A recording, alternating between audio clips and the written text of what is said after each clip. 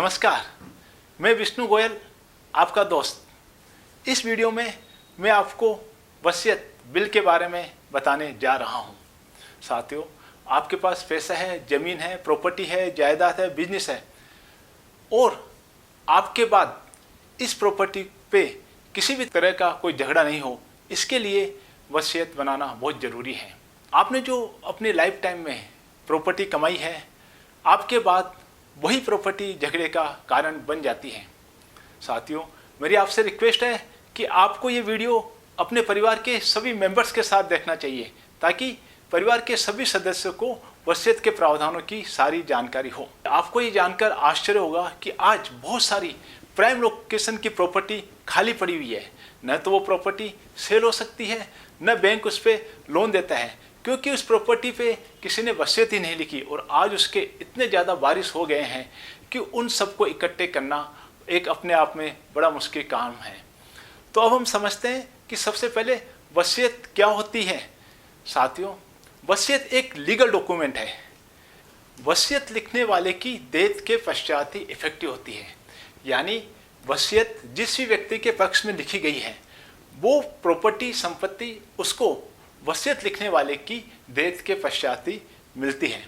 साथियों, एक व्यक्ति अपनी लाइफ टाइम में कितनी भी बार वसीयत को लिख सकता है।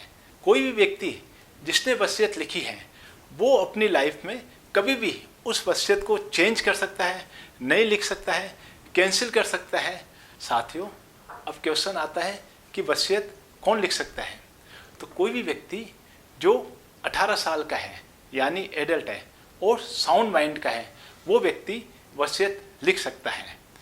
फ्रेंड्स, वसीयत को एक सादे पेपर पर भी तैयार किया जा सकता है।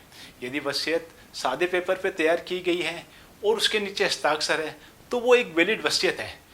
लीगल रूप से, कानूनी रूप से वसीयत को रजिस्टर्ड कराना अनिवार्य नहीं है, लेकिन मेरी आपसे एडवाइस है कि वसीयत को रजिस्टर्ड आपको जरूर कराना चाहिए।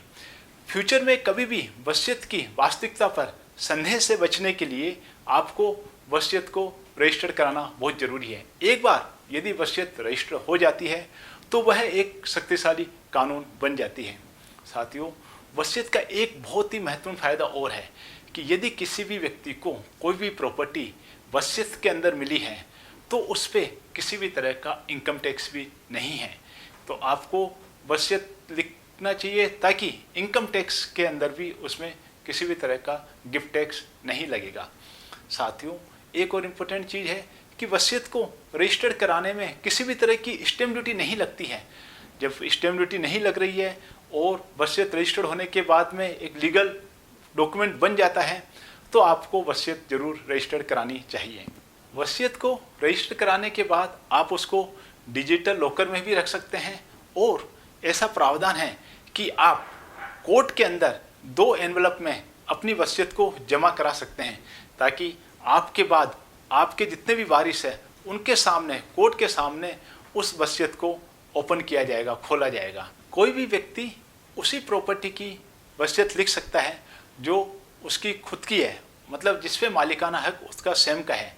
साथियों, यदि आपको कोई प्रॉपर्टी, कोई बिजनेस आपके पूर्वजों से मिला है, तो आपको बहुत ध्यान से वसीयत बनानी होगी। केवल आप अपना हिस्सा ही वसीयत के रूप में लिख सकते हैं। वसीयत बनाते समय आपको बहुत सारे कानूनी पहलुओं को ध्यान में रखकर आपको वसीयत बनानी चाहिए। सबसे पहले आपको ध्यान में रखना चाहिए कि वसीयत के नीचे जो विटनेस होते हैं, जिस व्यक्ति को प्रॉपर्टी मिलने वाली है, उस व्यक्ति को गवाह के रूप में कभी भी शामिल नहीं करना चाहिए। कोई भी व्यक्ति कभी भी जो उसकी वसीयत लिखी हुई है, उसको अपने लाइफ टाइम से पहले कभी भी उसको चेंज कर सकता है, वसीयत का कभी भी विखंडन कर सकता है। एक और कानूनी प्रोविज़न है कि जिस भी व्यक्ति ने वसीयत लिखी है और वो व्यक्ति मैरिज कर लेता है, तो वो वसीयत अपने आप ही विखंडित मानी जाती है। और ये प्रोविज़न फर्स्ट मैरिज के लिए ही नहीं, बाद में सेकंड मैरिज पर भी ये लागू होता है। साथियों, वसीयत और फैमिली सेटलमेंट में फ़र्क होता है। वसीयत अलग होती है, फैमिली सेटलमेंट अलग होता है। जिन भी व्यक्ति की प्रॉपर्टी है, वो फैमिली सेटलमेंट के बाद में उनको इमीडिएटली मिल जाती है, परंतु वसीयत के अंदर यदि कोई भी प्रॉपर्टी लिखी हुई है, तो तो वो वसीयत करता है कि मृत्यु के बाद ही प्राप्त होती है। अंत में मैं आपको यही कहना चाहूँगा कि जो गलती आपके पूर्वजों ने की, उन्होंने वसीयत नहीं बनाई, उसकी वजह से आपको जो परेशानी हुई वो आपके आने वाली पीढ़ी को वो परेशानी नहीं हो, तो आपको आज ही अभी इसी समय वसीयत की प्लानिंग करनी चाहिए। आपको अपने परिवार के साथ बैठ के अपनी प्रॉपर्टी का डिस्कस करना चाहिए, फ्यूचर की प्लानिंग करनी चाहिए। और आपको आपके मन में वसीयत से संबंधित किसी भी तरह का कोई क्वेश्चन आ रहा हो तो आप कमेंट्स बॉक्स में लिखकर हमसे पूछ सकते हैं, हमको व्हाट्सएप कर सकते हैं, कॉल कर सकते हैं। हमारी तरफ से आपको वसीयत के संबंध में सभी प्रावधान बताए जाएंगे और आपकी हेल्प की जाएगी। आपको हमारा ये वीडियो कैसा लगा? अच्छा लगा तो इसको लाइक कीजिए, शेयर कीजिए, सब्सक्राइब कीजिए। Thank you.